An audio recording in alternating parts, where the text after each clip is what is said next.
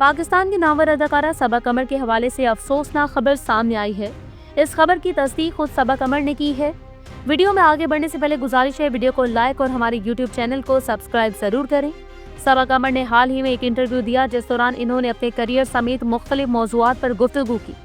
ज़हनी सेहत के हवाले से गुफ्तगू करते हुए सबा कमर ने इंकशाफ किया कि हम सब समझते हैं कि हम बहुत मजबूत हैं, हर किस्म के हालात का सामना कर लेंगे, लेकिन ये हालात एक दिन हार्ट अटैक और डिप्रेशन की सूरत भी इख्तियार कर सकते हैं।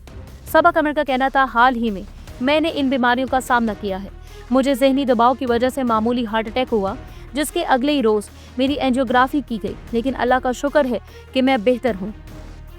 अदाकारा का कहना था कि डॉक्टर्स ने मुझे हार्ट अटैक की 20 वजूहात बताई। लाजमी नहीं कि हार्ट अटैक सिर्फ कोलेस्ट्रॉल की वजह से हो, बाज़ औक़ात तनाव, कोई तकलीफ भी आपके जिस्मानी अज़ा को तबाह कर रही होती है।